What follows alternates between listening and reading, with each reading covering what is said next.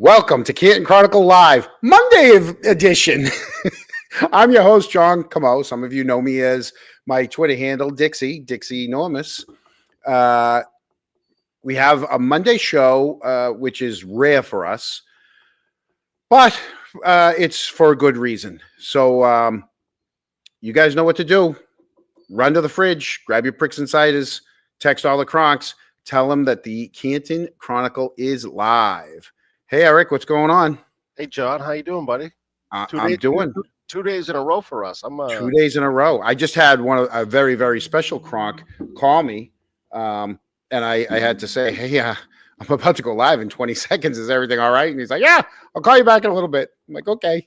You know, people aren't used to us being live on a Monday night. But so tonight we have retired DEA agent from Canton, hailing from Canton, Massachusetts, Sean McDonough. He's the host of a revamped YouTube channel. It's now called The Back Channel. But before we bring him on, I figured we'd have a little taste of the old Sean McDonough, El Jeffe. Give us McDonough, we'll give you McDonough.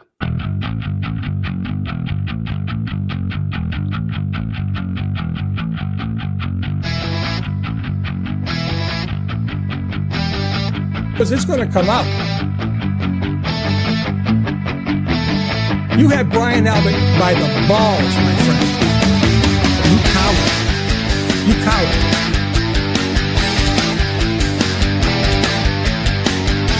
I've got more people now, after 100 years of not being a kid, telling me everything was going on in that town.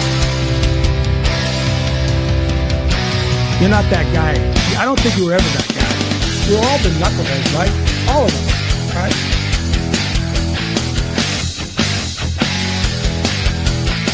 You were tripping, crazy. But he's a special type, right?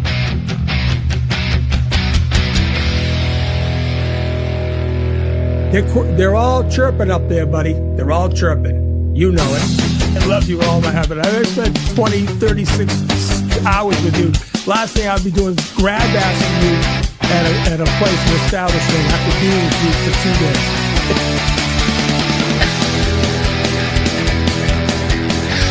Who told you to stay in there?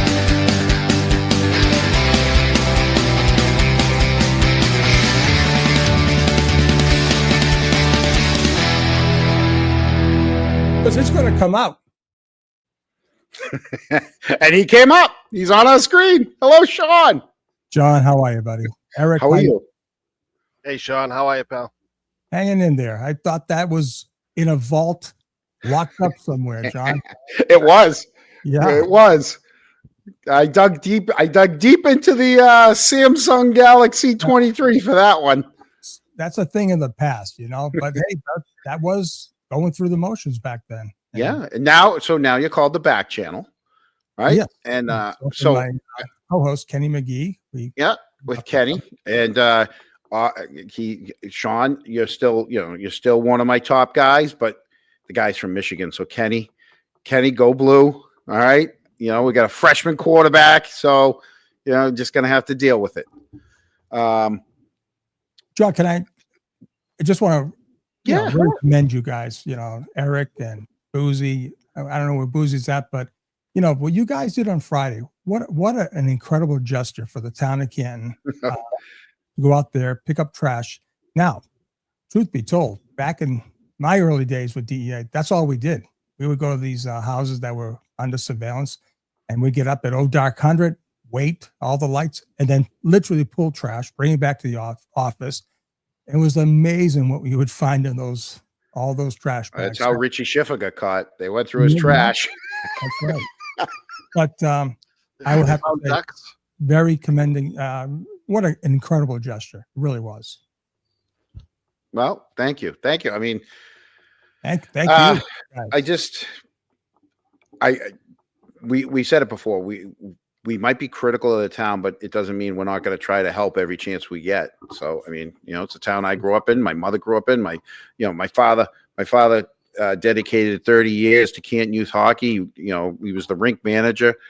My brother has been on, I don't think he's not been on some sort of board or committee since he was 18 years old. So, I mean, and my other brother, yeah, he served on the planning board. So, I mean, Canton's in our hearts. So I guess, if being critical of a town you love, call me guilty, Constructive criticism Yeah. helps, Right. And we're trying to give back. We are trying to give back. Exactly. And what Yeah, a shame, as a former Canton High school band member, Yeah. back in the day, I just can't believe they did not accept the money you donated. Maybe next time. Well, what a Maybe great next time. gesture to bring it to the American Legion. That's always a great organization to hand your money over, and I commend you all for that. That's really great. Yeah. Well, thank you, Sean. Yeah. So, Sean, it's not why we asked you to be on here. Yeah. Sean, so I watched the other day, and so you've been really open on your platform lately about a survivor who you trusted with her, who she trusted you with her story, I should say. We know it's a sensitive situation. I mean, I watched and I saw how you had to be very careful with your words. And so out of respect, we don't want to dig into any details that could put her at risk. But what struck me was like how much you were impacted from your interactions with her. You called her powerful, you called her resilient, you called her a hero. So without getting into details, I got a few questions, because I'm intrigued by it. So I have some questions I'd like to run by you. And so without exposing her, how did she find the courage to come forward after all these years? Well, first of all, I call her my hero. Okay. She is an incredible woman, a very intelligent woman, a very successful woman. And the truth be told, she did not come forward. I mean, she came to me after a certain event happened in her life, prior to just coming to me. But this woman, this brave woman, this hero, like I said in my show the other night, I don't have the adjectives to describe her. She's just an incredible person. The international authorities came to her at a very inopportune time. None of this is opportune. Would be opportune. It's never a good time. No. It's never the right. Exactly. So she was brought back to a time in her life that she had completely put away. And this woman is a self-starter, motivator, very intelligent, and she created an incredible business for herself, family, everything. But this event happened, and unfortunately, because of the laws overseas, she had to be present for a questioning of what they found. Okay. So I noticed you had mentioned that she was 14 when this all started. How important is it to remind people that this isn't about adults coming forward later in life, but more of children being victimized? Well, I learned a lot with my almost 5 months talking to her. And it was very difficult being a father of 2 daughters myself. And I really didn't want to pry.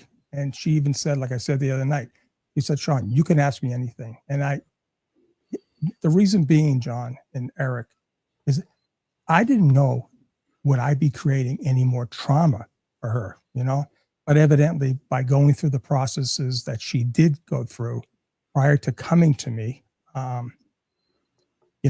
she was on first base and she had to go through it. So I had to be very cautious on both sides. But yeah, and what I learned, John, is that these people are not just perverts. These are very special animals. And what she convinced me, well, what she relayed to me was, it weren't these guys that just hit on the corner and just wanted to be perverted. These Right. guys had an appetite for young little girls, You're right. powerful guys that just had an appetite. And unfortunately, the principal person that brought her into this horrible situation Mm-hmm. literally trafficked her for these people because of that. Now, this person, we have to be very careful. We can't say. I mean, you know who this person is, Right. I mean, we're not gonna go into names, but I mean, it's going to be a name that everybody else across the country either knows or will know. I can assure you, it's going to be a name that internationally, worldwide, will know. Okay. What I can say, can you give us a sense of how long this lasted for her? As far as I know she was 14, but was it 1-2 years or many years? No, approximately 10 years. But 10 years. What I want to say is, and I just lost my train of thought. I got to be careful, but yep, that's fine. This will be a very recognizable person. And, okay. Yep. And because of the situation that she came to know this person, the parameters that he was able to engage with her family. And like I say, this guy is an animal. This guy, I mean, listen, they're all animals, but this guy took so much advantage of her by the trust, by the trust that her family gave to him because of her age. That's just horrible. Horrible. Yep. I mean, it's almost like a daily occurrence now. I mean, we just put this up across the screen. It's almost a daily occurrence that these people are getting caught. And okay, I just caught my thought here. Why now? I sat on this for over a year. Okay. Yep. Well, I can check that question off. I'm not going to ask you that one now. Okay. I didn't have that. So when all this stuff about Ghislaine Maxwell came up, okay, and I knew she was going to be given a proffer by the United States government, basically she could sit down, say anything she wanted, and nothing would be used against her directly. But they could, just like with Brian Higgins, we talked about this in the Karen Reed. Correct. He was given a proffer also. So that really got me thinking. So I started to read very, very long, all the pages they wrote. And then I found out you could listen to it. So I listened to it. And I knew right off the bat, based on what I know from this young lady, that Ghislaine Maxwell completely lied to those investigators and those high-level deputy attorney generals for the Department of Justice. She will never get a pardon. Do you think she lied because she didn't know? She doesn't know. Well, let me hold off on that question. So on your show, you said she came with receipts, and so that caught my attention. So without giving anything away that would put her at risk, I wanted to ask you what kind of proof makes this case different than some of the others that have been brushed aside. And then and maybe, I guess what I'm getting at is do you think Miss Maxwell doesn't know what receipts are coming? No, that's completely debunked, because she was told that she would be given complete immunity for that day, okay, to give up everything. Mm-hmm. Where it went wrong, and this is the problem that I saw, they were hyper focused on more of the Epstein related women that were at the Capitol, almost too hyper focused on that, where, listen, I'm not going to criticize them. It's just that, I know that the Department of Justice has what was told to me. Okay. And so when you say receipts, she was provided receipts by these international authorities. So the international authorities had the receipts. She didn't. She didn't. No, she I didn't. mean, she's firsthand knowledge of everything, but Oh, I mean, there were receipts. yeah, she was. I mean, she was impacted severely by this ordeal. But the arrogance of this animal that took her in is amazing. And because of his arrogance, he got himself into the trick bag, and every person that he trafficked her to is also in the umbrella of this whole ordeal. And that evidence is so compelling that I can tell you, John and Eric, that the egos of these people won't allow them to go to trial. That's how stunning this evidence is. Well, funny you say it's going to, that it won't, it may not go to trial. If it's not just a U.S. thing, if it's an international incident, can you explain what makes this so significant, and how do we know where it does, if it ever does go to trial, where it would go to trial? Okay, so basically what the international investigators uncovered, because of certain events that happened with this individual, they uncovered evidence of a global nature of his, let's just call it his side business of trafficking her. And it happened worldwide. But most of the incidents that were uncovered were done in the United States. That's the important part. Okay. Yep. And it is so, the evidence is, there's too much evidence for the Department of Justice to ignore. Because think about this, John and Eric. A certain government comes to you as a attorney general, let's say, with this impact, with this incredible evidence of horrendous treatment.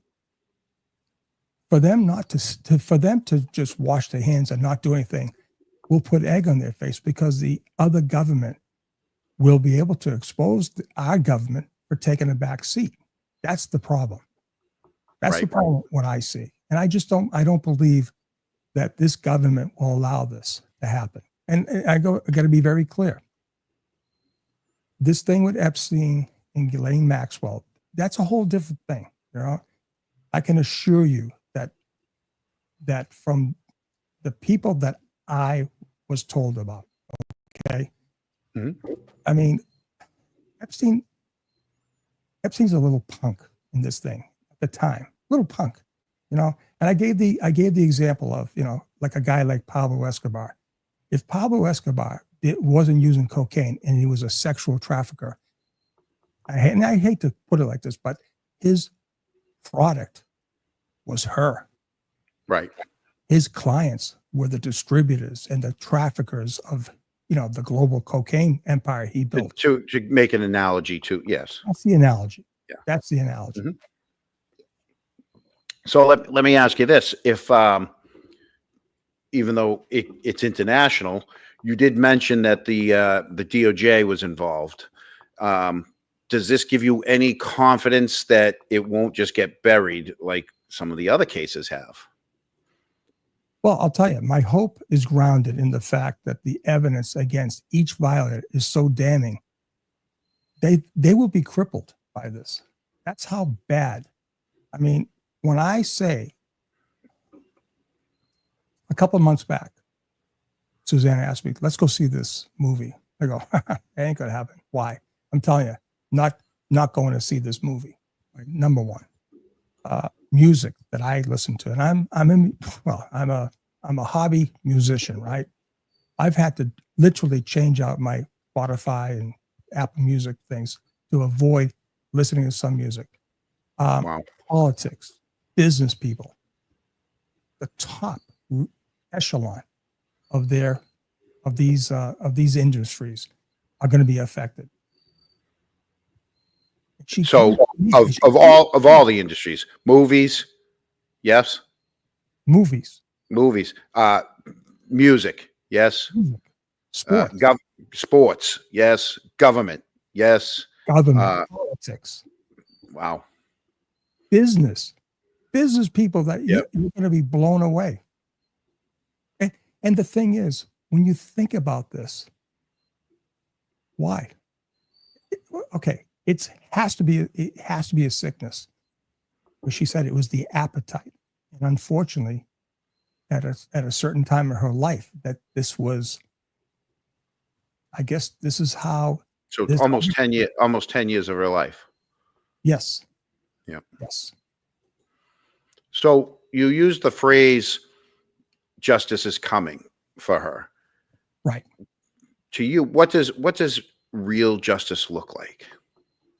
Well, for her in particular, I just hope that she doesn't have to endure the embarrassment of coming public. Okay, to this, I'm hoping that somehow, when this thing does come to a head, that the DOJ can maybe make her a Jane Doe. I haven't really looked into that part of it all, but Yeah. how justice will happen is that I am totally convinced that every person, including the main person, that the actual overall target of this, and every person that hurt her, will be adjudicated, will be exposed, right? And that's true justice. And I can tell you right now, this is the last thing she wanted to be involved in. So this person reached out to you. You didn't know this person before. Like, this isn't someone that you've known. This is a person that you've only come to know over the last 2 year and a half. Actually, June 30th of 2024. That's how we first dialogued. And it had nothing to do with what she ultimately told me about. She was Correct. a friend of mine on my YouTube on that foolish intro you played. Right? She would comment on certain things, and we had, like, listen, at that time I had thousands of people hitting me on my email, but somehow I caught her email. She sent me an email. Yep. And she sent me a messenger message, and what she wrote to me impressed me about her. And there was, I will admit, all right, I will admit that there is a dual connection between herself and mine. Okay. And because of that connection, if I were able to say why, it would truly expose a little bit. It would slowly take off the veil. That's all right. You don't have to go there. No, but there is, this was, okay, so June 30th. So we went all through July until a question was posed to me that changed my life forever. So. Okay. So now that, so you start conversing with this woman. Right. And at some point, does she ask you to speak to other people, or like how was it? Tell you what happened. Clearly, she was impacted by the authorities. Right? She had a question. Now, the way the question was posed to me, I thought she had either a son or a cousin or a relative that got in a jam overseas, and somehow the question was this: can a foreign government provide evidence of a crime that a person witnesses and compel them to testify about what they saw or what they know in a U.S. court? That was the question. I'm paraphrasing. Mm-hmm. And I basically said, So my mind is thinking, okay, so I'm a former law enforcement guy, and she's probably asking me for maybe a family member. And I said, listen, that's a question I can't really answer off the top of my head. Maybe you can call me. And I gave her my number, and that's when we started talking. And right when she called me, she explained the whole thing to me. And I completely understood. And I had to tell her, yeah, they can, based on what you just told me. Mm-hmm. They can.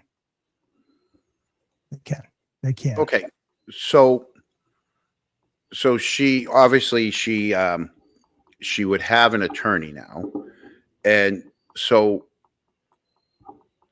you highlighted how important on your show. You did talk a little bit about how the attorney's not just for the courtroom, but they also act as a shield from the press and the power players that are circling. Could you expand on that a little bit? Yeah. So, I kind of put in the four corners of that post that I had an esteemed individual work with on this. Okay. So he is an attorney. He's an incredible advocate for her. He's very well respected in his field, and his role is similar in nature as other attorneys who have represented other survivors in the past. Basically, he's going to be a buffer between the wolves of the press or the attorneys for the other. I'm hoping that there'll be other defendants, and of course, the Department of Justice. He will act as that buffer. And I think she made an incredible decision to go with this person. And I think it's awesome. And at the same time, you know the whole story. I do. You have attorney. You actually have firsthand knowledge of it. You got it right from this person. Right. In fact, the attorney had to query me as to what else I knew, or could I provide everything? And I said, sure, why not? We compared notes. And listen, it wasn't easy for him either. This story is going to cripple. It's going to hurt when you find out this story. It's going to hurt it's going to hurt to the fiber of everyone's core how bad this thing is.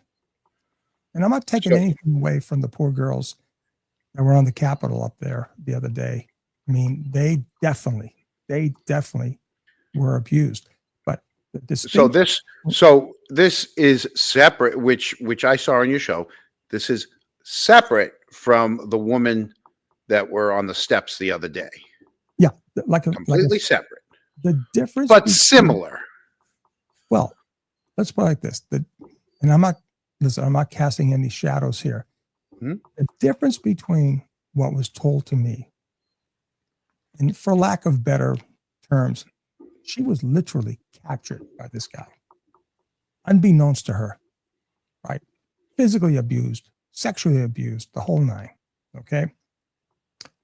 The way I see the women up in DC and that came from Florida or whatever, or overseas, there were introductions being made, and there was, offers of, being masseuses or whatever, models.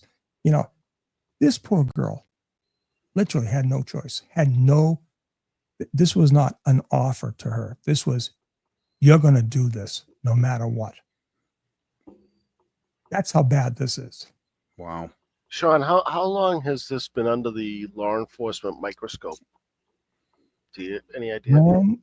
Okay. So when she finally came to me with what she was exposed to, I'm going to venture to say that I believe she was contacted in July of 2024, had to make a trip overseas and provide them with her statements and their interviews of her. I call it like an interrogation. I'll tell you one thing. All right. So this person is not local, by the way. We can say that. This isn't a local person. This has nothing to do with. Okay. Just there was somebody in the chat that had asked that. I kind of understood that. Right. Like you said, it's an international kind of thing. Yeah. This started internationally, and I hope it ends right here in the United States. That's where I hope it ends. Somebody's asking proof. Well, I mean, I wouldn't know how to answer that. The proof is in all the receipts that have been. I mean, listen, I'm clearly not the only one talking about this. Yeah, we've seen some other people talk about it recently. And that's, like I said, this isn't my story. This came to me out of left field. All right. And I want to highlight something. How different things in my career. Back in the very early 80s, I was an Arlington County cop, and I was working midnights. And back then, we didn't have any really a lot of females working on the department, especially on midnights. There were a few, but on this particular night, I got a phone. I got a run to go to. I was in Crystal City. If anyone knows the area in DC and Arlington, I was working the 25 beat, which was Crystal City, and it was back then. You know, they say the R word, so I had to take a call for a child who was sexually assaulted. Right, so it was my call. I had to go there. Now, at the time, I had my 2 daughters were very young. I hadn't had my son at this time. And walking in, I mean, they don't prepare you. When you go through the police academy, they don't prepare you for the impact of when you take a report from victims, okay, especially in sexual assault cases. And I walked in, and the problem is, I think I got the call around 12 midnight. And the poor girl, she was young, probably 10, 12 years old. I think her mother sent her down. She was in an apartment complex, and she sent her down to get the clothes out of the laundry, out of the dryer. And this guy was waiting and assaulted her down where the dryer was.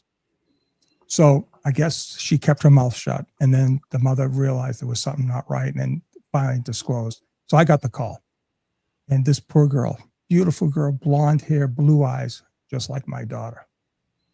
So I got through it. And of course, the detectives the next day would follow up on it. When I went home that morning, I believe it was a Saturday. So my daughter was there having cereal, and I'd come in and I looked at my daughter, and all I could see was that girl's face on my own daughter. And a funny thing happened probably, I don't know, 3 or 4 weeks later. I was working the 27 beat, which is Columbia Pike in Arlington. I was at the county line with Falls Church doing a report, midnights. And of course, beep, beep, beep, the I word in progress. Back then, that's how the runs came. Correct. Yep. So it was my beat. It was my call. I'm 27, Scout 27, boom. My job was to go to the apartment. But see, here's the thing. I knew that night, it was a slow night, that other people were going to be going because it was in progress. So the cavalry was going based on the call. As I headed, I guess you would call it, heading down Columbia Pike towards the call, out of the corner of my eye, I see this individual jogging the opposite direction. He was right on my right side. And I looked at him. He looked at me. You know that sixth sense you get? Just get that thing. Now, I'm in a dilemma. I said, this fucking guy is dirty as all hell. Anyway, make a long story short, I put the brakes on, spun around, came back, stopped him. He goes, "Hey, officer, he's doing the little jogging. Hey, officer, how you doing?" I said, "How you doing?" I said, "Where you coming from?" "Oh, I went down to the Iwo Jima Memorial. I ran down there, ran back." I look at him. Right. Now, it was a cool evening. He had no sweat. To go down to the Iwo Jima is a long way from where we were. So if he goes down and comes back, and this guy was not in shape. So I called it out, and I looked at him, and he had blood droplets. He had a sweatpants on. He had blood droplets on the bottom of his trousers and his sneakers. I called in for a backup. That son of a bitch.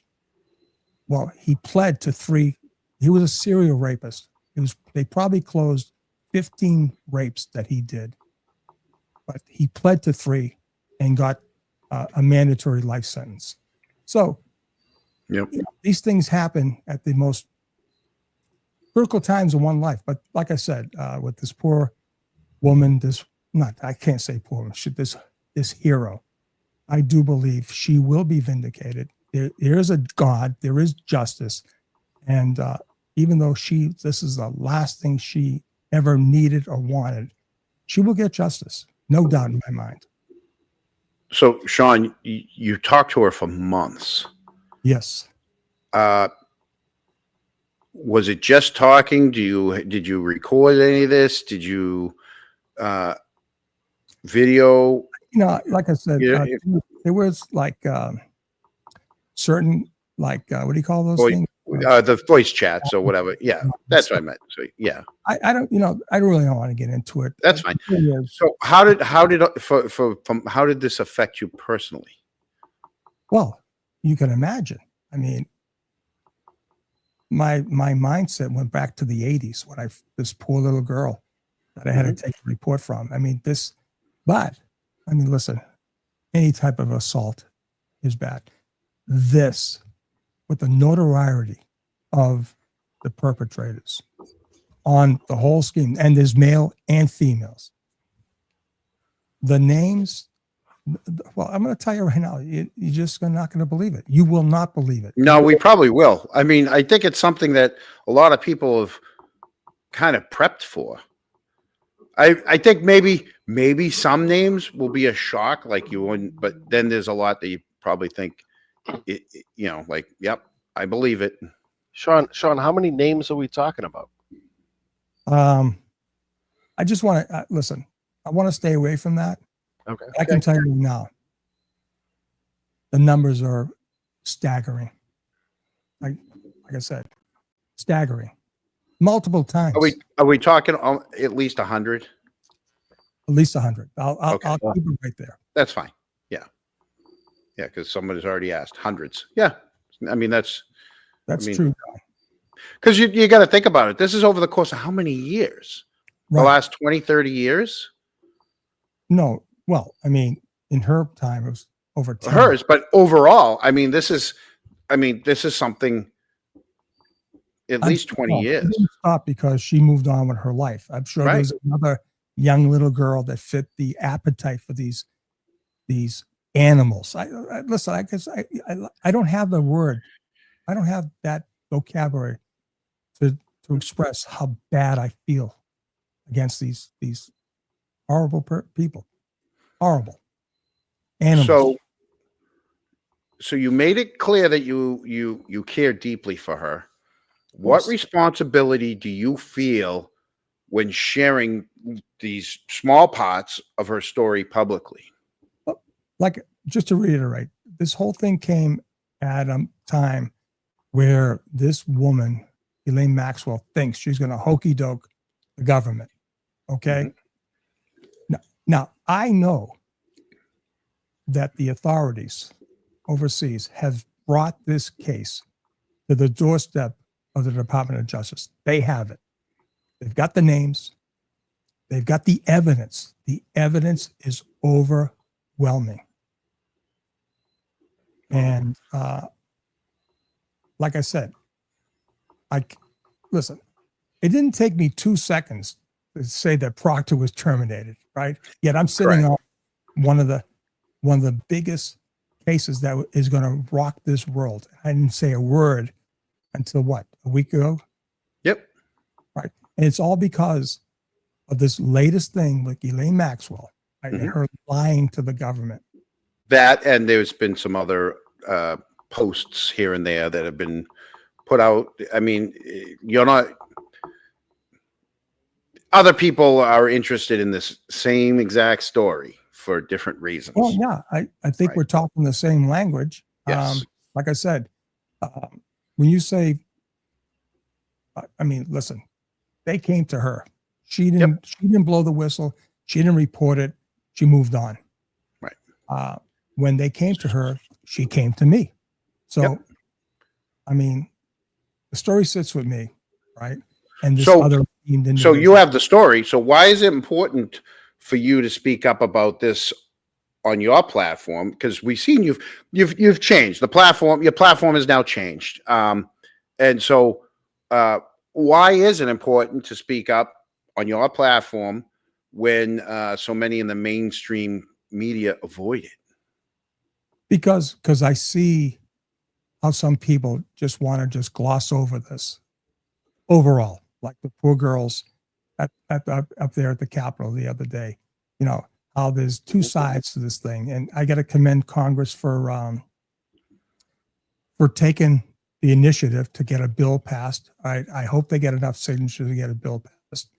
And that these attorneys who represent the group of women there, that they, in fact, get justice too. But here's the issue, John. Yep. Epstein is dead. He has been convicted. He was convicted, right? And he's now dead, right? Those women want their story told, but they want the other people to be named. Okay. Mhm. The individual that I spoke to for the better part of almost 5 months, she doesn't have that support group. She doesn't have those women. She's all by herself. She's literally by herself, and her attorney and her family now obviously is involved. But it wasn't like that in July of 2024. As she told me before her family. That weighed on me big time. And I begged her. I said, let me fly up there. I can help you. She said, no way. No way. So, and here we are. So do we have any idea of a timeline? I would imagine that something based on the tea leaves I'm reading, that's all I can say. And with the push that's going on the Epstein matter, right? And the release of names, I would imagine that the Department of Justice, because the Diddy case was going on approximately the same time, that had to be addressed, right? Mhm.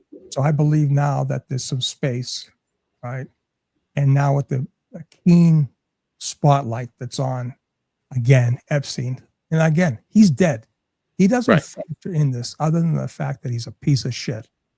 It was like a little pervert. Listen, you look at him, right? Go back to the 90s and see what this guy was like, right? Just, a little rich kid who just, had an appetite for think about it, John, little girls. I know. It kills me being a father of my two daughters or anybody, any little girl. How can that happen? It can't enter this thick skull. I can't get it through my fucking head. Oh, most normal people can't. We just don't understand. But- It's definitely a sickness. John, these men have the most beautiful women at their fingertips. They don't, It's money. It always comes back to money. thrown at them. Yeah. And it's about this subculture. I call it a subculture. And these are these guys, right, who have so much money, probably so much, they're probably oversexed so much that the normality of their lives, they got bored. Yep. That's money. all- It's money. It's power. It's Power. all of all of that all into one. Right. Yeah. But sexual assaults are power, right, and control. This has a whole other element to it. And I'm not a psychologist, and all I can tell you is this: that when this does happen, it's going to have a global impact. That's all. Heads of state, right? International artists, recording artists, international actors, sports people. And then you come to the United States the same way. Wow. Well, so we can expect with your new channel, we're going to see some of the more conversations on this, so to speak, and especially when it makes the news. Yeah, for right now. Yeah. For right now, there's nothing really more I can say. It's Yeah, not- I mean, it's clearly bigger than just one show, and well, we tried to respect your boundaries, and we just, like I said, I watched, and I wanted to ask some of my own questions. I mean, not that your partner's questions weren't good. I just, I think No. my questions were better, and I know he's watching right now, and I just want to let him know, go Blue, I love you, but my questions were better. But so it's going to be a two-part question. I know Eric also watched, and at a later date, we'd love to have the two of you back on to talk about something a little lighter than this. This was a very heavy show tonight. It was, sometimes, I mean, it's life. Sometimes life isn't, kittens and rainbows. So I think maybe we could check in with you on this story, at a later date, but we'd love to hear some of the other stories of you and your partner, if you guys would be willing to come on. Maybe we could do a dueling show or something like that. Kenny and I talked about this today, and he said, I want to have Eric and John have us both on, and we can be asked about anything we can actually talk about. But getting back to this story, first of all, for me to sit on this as long as I did shows you that this is not my story, right? It's not, never will be. And that's why you didn't. That's why you didn't go into detail. And the thing is, I mean, anyone else, I think, that had this information would have ran, pitched it, go to TMZ, whatever. Bottom line is, that's not what I want. That's nothing. I have a moral. I look at this. I have a moral obligation to this young woman. Yeah, she's the age of my daughters right now. That's the other part. She's the same age of my daughters right now. That's because you're old. I'm an old bastard. I know. Yeah, you're old. No, I might be a fat piece of crap, but you're old. Oh, come on. No, I'm getting down there. I'm down 2 pounds. Yeah. There's absolutely no reason for me to do a show again on this until something I see, that mirrors what. But it's when the news breaks, I mean, you're going to be right there with it. When the target, the overall target, is brought to justice, I'll know that it's broken. I will know right off the bat. Right. Everyone will know. Yeah. Well, then we'd love to have you back on at that time too. John, like I said, I mean, hey, I got to tell you something though. Your intro, right? You know the part when you're starting marching down with the duck suit and something going quack quack. Yeah. And all the duckies, right? Well, that was my stepdaughter. She bought the little duck things. It's funny when I watched your show and the dogs are with me, right?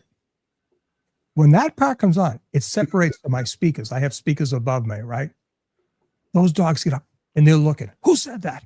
And they're looking around, they're growling about, oh, look at the duckies. And they go quack, quack. Yeah, that was my stepdaughter. Yeah. All the times we talk I always want to tell you that, but it just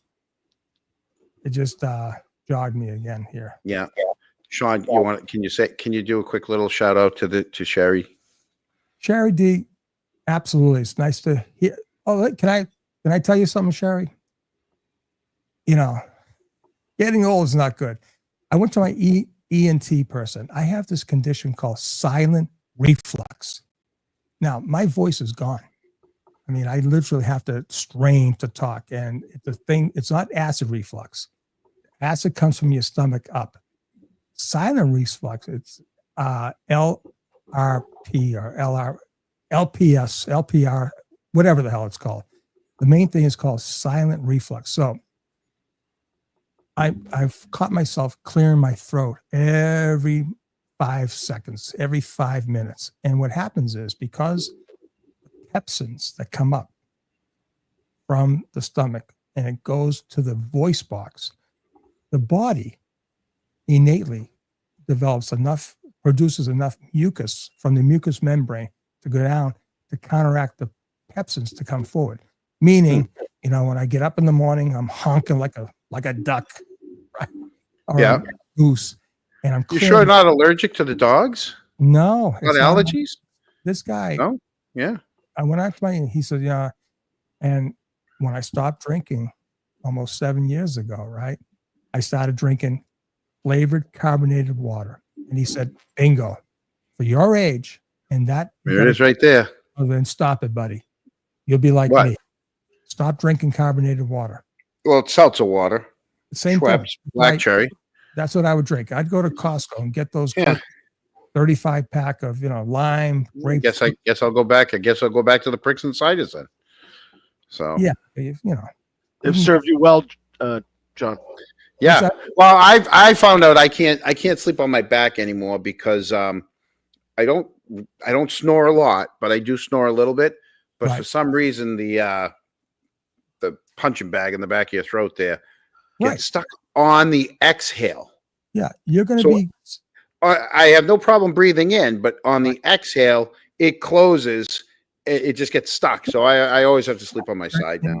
You'll get a CPAC. You'll have to do it. No, I'll no, tell I you, won't. losing weight cures that. I No. am not getting a CPAP. I won't be doing that. Oh, I don't You don't want to. I don't do needles. I don't do medicines. I No. don't do any of that. All right. I'll Well, take a Flintstone vitamin. That's the closest to drugs that I go. well, you're healthy, man. You're healthy. Sean, when I had back surgery about 20 something years ago. So I'm in the hospital. They had done 2 back-to-back days of an operation. It was supposed to be just in, it was you're in for 4 days, right? Thursday, Friday, Saturday, you're out Sunday.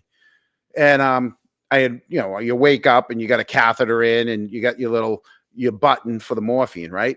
Right. And I wouldn't hit it because my brother told me that he goes, hey, I just want to let you know the morphine's going to make you constipated. And if you can't go to the bathroom, they're not going to let you out. So I didn't touch anything. Nurse comes in on Saturday night and she says, aren't you in pain? I go, yeah, I'm in a lot of pain. She goes, you haven't hit your button once. I go, I know. And I told her why. And she goes, well, you do know that the catheter is coming out in the morning. I go, oh, what time? She goes, 6. I go, all right, I'll start hitting my button around 5:30, right? Right. And the guy in the next bed's like, oh, the guy before you screamed. And she's like, don't tell him that. Well, she came in early. Like it was like, because they come in every 2-3 hours to check on you. You barely get to sleep. And she came in early. I see her putting the gloves on. I go, what are you doing? She goes, I told you why. I go, you said 6. She goes, well, I'm early. And it was a yank. She's, count to 3, pulls on 2. Yeah. It's very rapid. Going in, you don't want to be. Well, I was out like a light going in, so I was, but yeah, unlike you, John, I had fentanyl for my operation, and I was hitting that button every time I could. I wouldn't hit it. I don't do drugs. Easy. Yeah. Lose a little weight, John. All that I will. boring stuff will go away. Yeah. I'm not worried. I mean, You're young. I had some trail mix today with some. I had leftover shepherd's pie, trail mix, and a yogurt, so I'm good. Love shepherd's pie, man. Love it. Oh my God, yeah. So, Eric, you got anything else for Sean? No, other than it was great to see you, Sean, as always. Hey, Eric, as always, and I appreciate you having me on. I'd like to come on with Kenny. We can talk about whatever the hell you guys want to talk about. Yeah. Some of my stuff is more. Tell Kenny he's got to wear his Michigan bandana the right way, not inside out. If you're gonna rep it the right way. Yeah. Yeah. Yeah, guys. I appreciate having me on. It's a very, very tough story to talk about.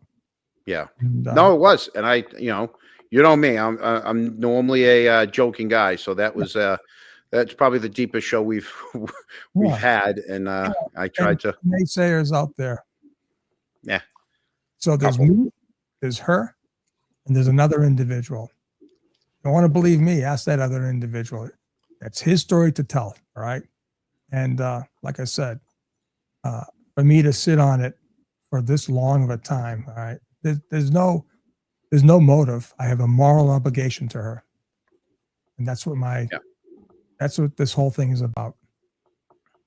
Well, thank you, Sean. Thank you for coming on, and we'll be talking to you soon. You're welcome, John. Eric, all right. Great night, John. I'm sure we'll be talking. Yeah. Do. All right. Thanks, Sean. Thank you, guys. I thought the guy was never going to leave. No, I'm kidding, Sean. I'm kidding. I say that all the time to everybody. Well, guys, so that's on Monday.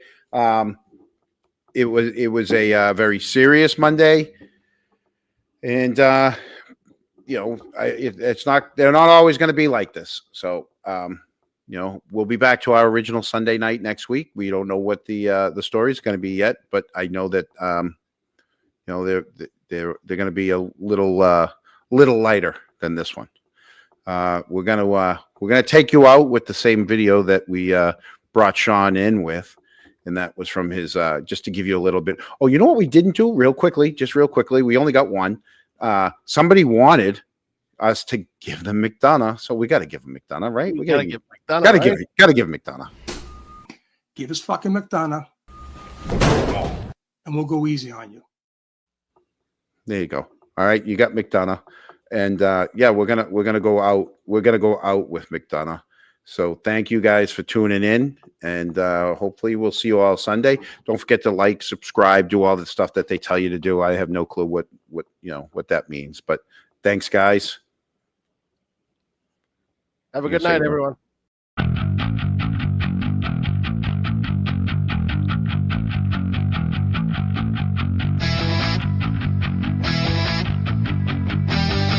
Because it's going to come out.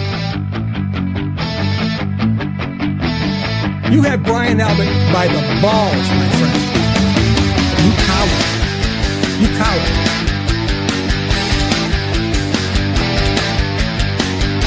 I've got more people now, after 100 years of not being a kid, telling me everything was going on in that town. You're not that guy. I don't think you were ever that guy. We've all been knuckleheads, right? All of us, right?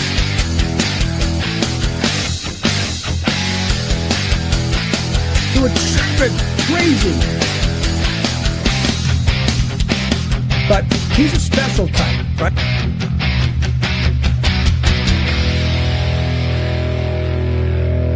They're all chirping up there, buddy. They're all chirping. You know it. I love you all, my habit. I spent 20, 36 hours with you. Last thing I'd be doing is grab assing you at a place, an establishment, after being with you for 2 days.